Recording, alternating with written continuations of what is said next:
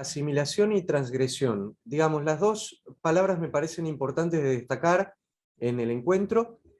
Asimilación tiene que ver con la idea que está en Moran, en Julio Moran, de el kitsch, digamos, el nuevo kitsch asimila lo que podría entenderse como el mal gusto, ¿no? Criticado por el arte, digamos, consagrado, o cierto arte ya establecido como la norma. Lo que hace el nuevo kitsch es asimilar eso y al mismo, digamos, usarlo como una herramienta afirmativa propia, ¿no? de su discurso, y al mismo tiempo transgredir esos códigos, utilizarlos y redefinirlos, reconvertirlos. Me parece que un poco Almodóvar se ubica en estas coordenadas, y todo lo que vamos a ir viendo un poco también, después vamos a hablar también de la película de ciencia ficción, del Quinto Elemento, y bueno, y de varias obras que van a ir apareciendo, pero hay como distintos juegos, distintos guisos que se van haciendo con estos dos términos, ¿no? Se asimila y se transgrede. Bueno, quería contarles algunas referencias que me parecieron sumamente interesantes referidas a Titán. No sé si la estoy pronunciando bien la película, pero bueno. Ella, digamos, yo debo decir que no la vi completa, pero vi un fragmento. Y ella tiene ahí como, bueno, un trauma desde de chica, y se convierte, eso es lo que puede llegar a explicar, quizás yo me quedé sin la explicación final, pero su conducta criminal, por decir de algún modo. Lo interesante del modus operandi es que ella mata con tendría que haber averiguado cómo se llama, pero es el gancho del pelo, ¿no? Es como un alfiler de pelo. Eh, y sobre todo en situaciones de mucho erotismo, bueno, en algunas, con las que está teniendo algo con alguien, una situación sexual, bueno, ella sorprende atacando, se saca el gancho del pelo y ataca. Y en la película Matador, fíjense, acá les traje la portada debe ser, eh, sí, catalana esta portada, no lo tengo claro, o bueno, de alguna región de España. Esta es la portada de Matador, una película de Almodóvar, ¿sí? Es la misma estructura de asesinatos seriales. El personaje, acá lo que aparece, que yo después les voy a comentar algo, es la tauromaquia, que es, digamos, la cuestión de los toreros, y como hay una especie de metáfora de él matar con ese, vamos a decir, sí, esa lanza, que el alfiler de gancho también vendría a ser como la especie de la lanza del torero, que no sé cómo se llama, pero y hay una muerte similar la que genera esta mujer. Y todo transcurre alrededor de personajes vinculados a eh, las corridas de toros. Pero bueno, quería marcarles esto porque me pareció que venía el caso, y justamente Matador fue una película que yo estuve a punto de trabajar como la película principal, pero finalmente la traemos solo como sugerencia, y bueno, y tenía mucha sintonía. Después, bueno, acá eh, quería plantear simplemente que hay como una transgresión del género slasher. ¿Vieron? El slasher es el género este de los personajes que hacen asesinatos seriales, digamos, recurrentes, ¿no? El slasher es ese tipo de género donde hay muertes con armas blancas, generalmente, mucha sangre y demás. Eso es el género slasher, que surge en los años 80 en Estados Unidos, y bueno, fundamentalmente. Pero me parece que Titán es digamos, una transgresión del slasher, de la misma manera que Mujer Lobo, que tiene algo parecido, porque también hay una mujer asesina con algunas características similares, de Tamae Garategui, la película que les comentaba la vez pasada. Y si se fijan, las portadas tienen estéticas parecidas, hay como una estética del impacto, ¿no? La letra es como, parece la letra esa que se llama Impacto. Vieron que, bueno, las letras tienen nombre, los estilos. Pero bueno, tienen una estética similar. Después, con respecto a la relación con Crash, fíjense que hay situaciones parecidas. El personaje de Titán también queda, obviamente, muy vinculada psicológicamente digamos, a las escenas de autos, a los autos, como hay una cuestión de un fetiche, ¿no? Muy interesante con respecto a los autos. Si ustedes se fijan en el kitsch, siempre hay objetos fetiche, ¿no? Eso es interesante también para pensarlo en este caso. En Crash hay escenas de sexo en autos y escenas de choques. Se asocian las tres cosas: autos, sexo y choques, ¿sí? Y todo lo que genera la mezcla, por decir de algún modo, vamos a decir, objetos metálicos de los coches, de los autos, con los cuerpos, ¿no? Porque son atravesados por los fierros cuando se produce algún tipo de choque. Y eso parece estimularlos más a estos personajes que tienen ese fetiche. Esta es una película de David Cronenberg, ¿sí? Crash. Digo esto, es una película sumamente interesante, está basada en una novela de un autor inglés que empieza con B larga, Ballard, que es un autor bastante interesante también, de literatura de ciencia ficción muy especial.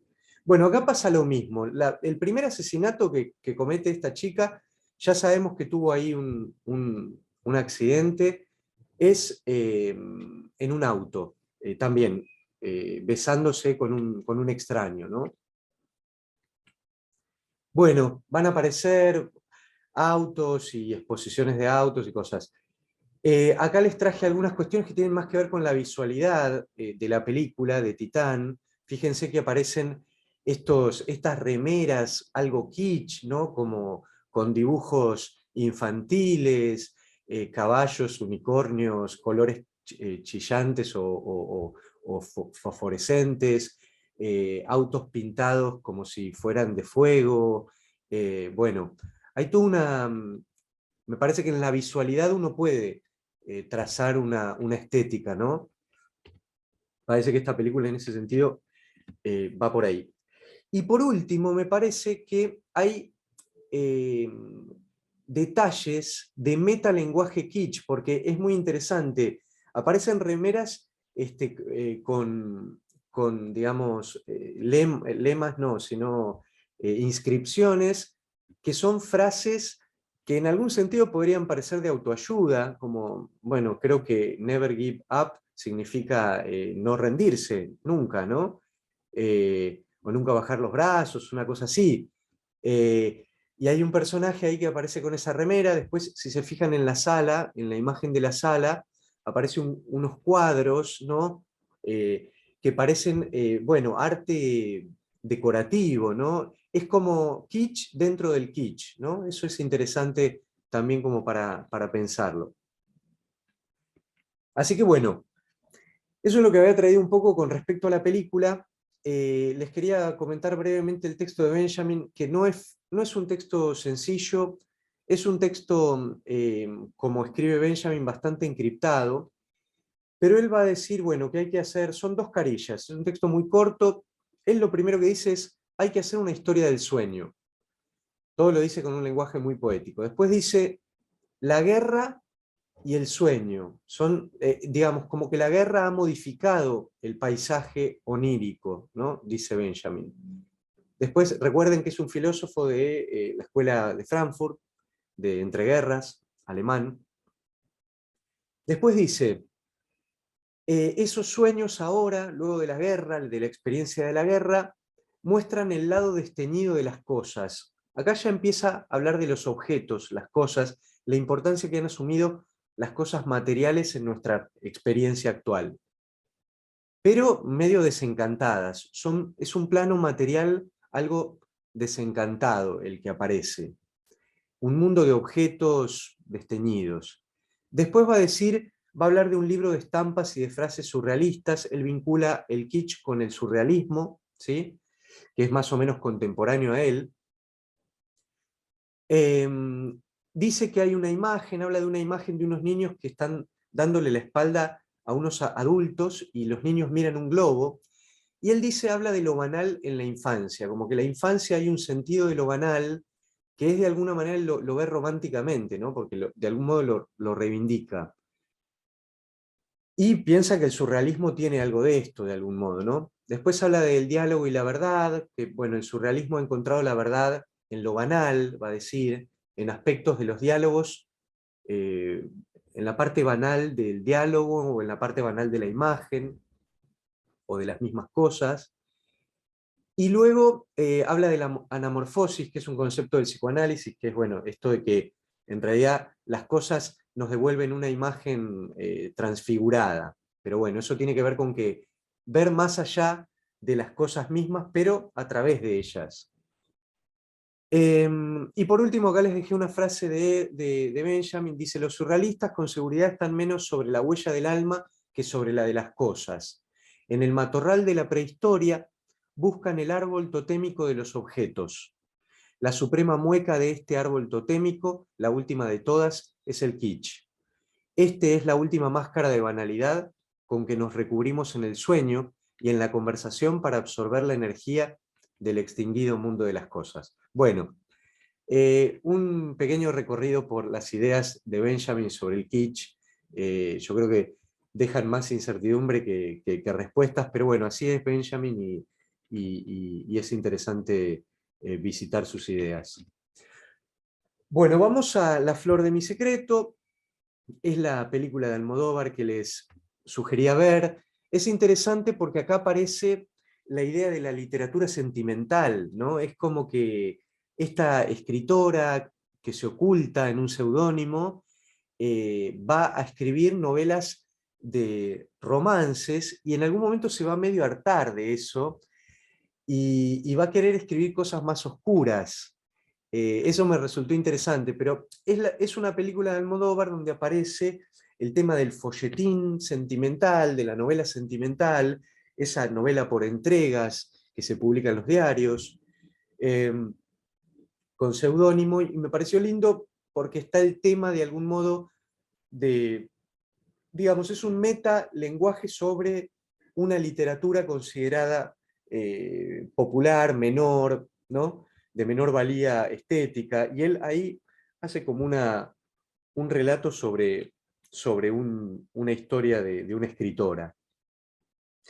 Les quería, esto, bueno, antes de entrar en aspectos de la película, contarles que, digamos, también en Almodóvar hay objetos fetiche, ¿no?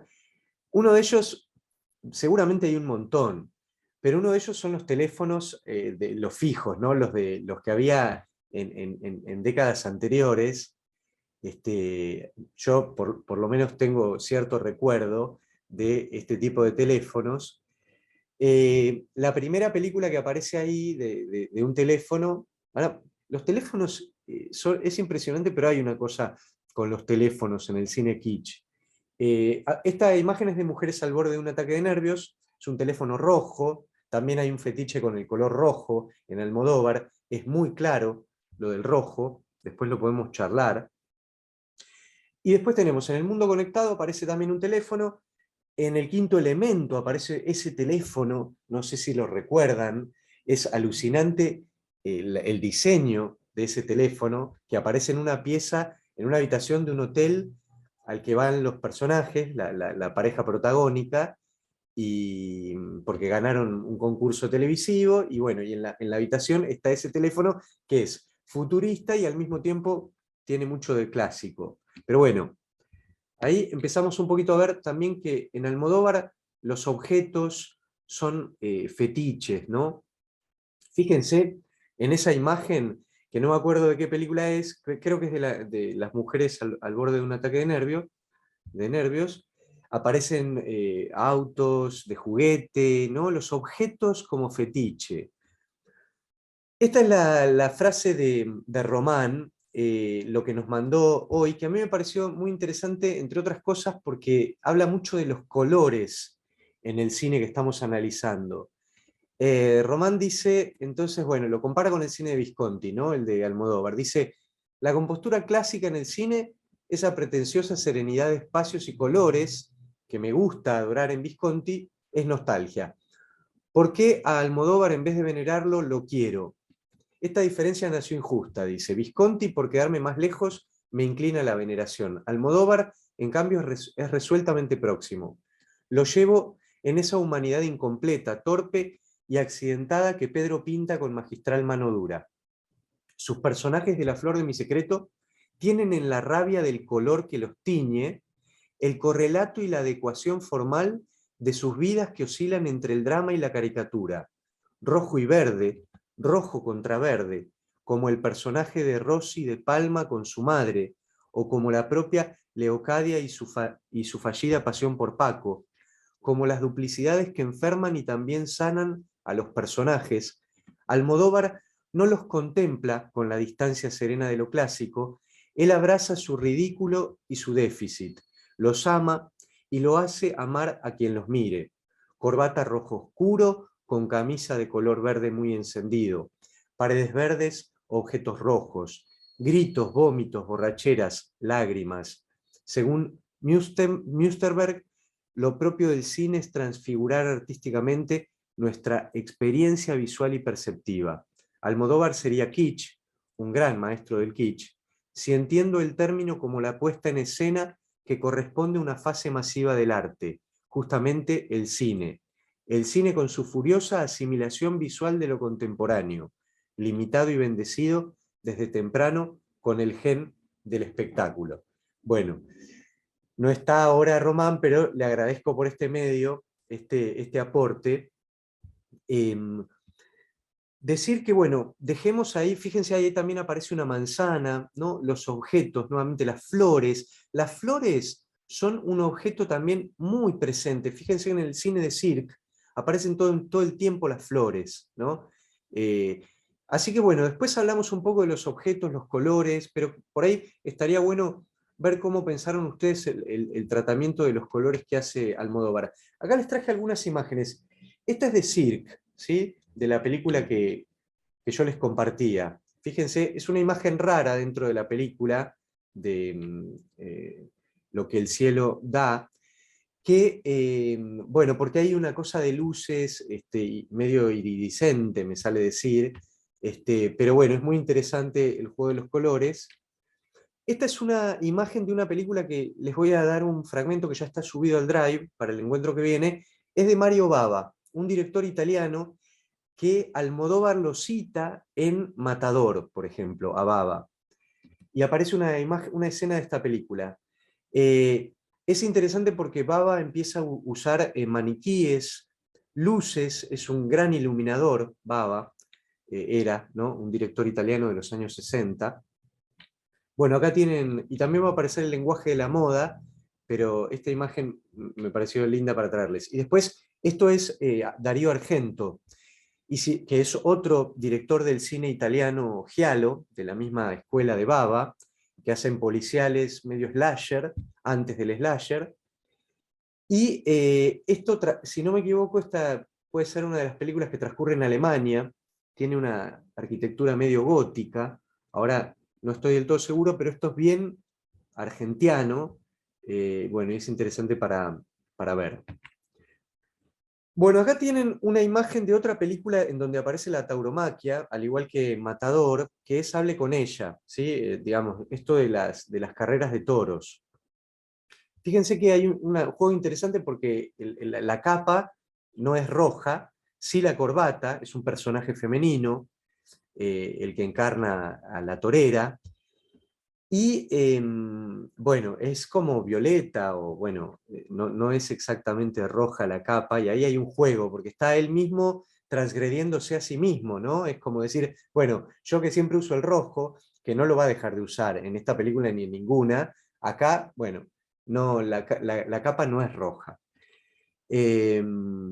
Y bueno, y con respecto a esto quería contarles también que el que analiza la tauromaquia en la cultura estética española es Ortega y Gasset. Incluso él dice que en los españoles pega muy fuerte el discurso tauromáquico, por decirlo de algún modo, porque ellos tenían las cuevas de Altamira, ¿sí? Entonces que los primeros dibujos de de los toros o de los búfalos, qué sé yo, bueno, son como el primer arte tauromáquico, ¿no? Es muy interesante. Bueno. Em, Después acá tenemos dos imágenes de la película que vimos, de La flor de mi secreto. Fíjense este juego en la imagen de la izquierda, con las líneas, ¿no? Estos juegos lineales, de formas, casi del orden gótico, ¿no? Esos recuadros cuadriculados con líneas después diagonales y etcétera, con un centro del cual, de un punto de fuga y demás. Esos juegos de líneas a mí me hicieron pensar mucho en el gótico, que eso va a estar mucho en Almodóvar, esa sobrecarga de líneas, ¿no? Un lenguaje lineal recargado. Ahí es cuando las mujeres están tejiendo en el pueblo al que va la protagonista, están tejiendo, y acá hay un homenaje a la obra de Velázquez, Las hilanderas, que es una obra del barroco, ¿sí? Entonces fíjense cómo aparecen distintas cosas. Podemos encontrar gótico, podemos encontrar costumbrismo, podemos encontrar barroco. Acá tienen la escena de Velázquez, de Las hilanderas, ¿sí? Eh, Así que bueno. Em, por último, vamos como ya más cerca del cierre. Bueno, algo falta igual, pero em, esta es una escena de la película que yo la traje porque me hace acordar una película clásica que probablemente la hayan identificado, que es Casablanca. Acá hay un homenaje a Casablanca, ¿sí? La escena de cuando se separan, que ella se va, se toma el avión con el otro hombre del cual ella está enamorada, y Humphrey Bogart, ella es Berman, se queda en Casablanca, ¿no? Y acá, bueno, hay una referencia un poco a esa escena, si bien es en otro lado, pero eh, hay algunos momentos del diálogo también, porque además Casablanca es una película muy kitsch, en la medida que utiliza frases hechas y siempre nos quedará París, ese tipo de frases son como muy kitsch, ¿no?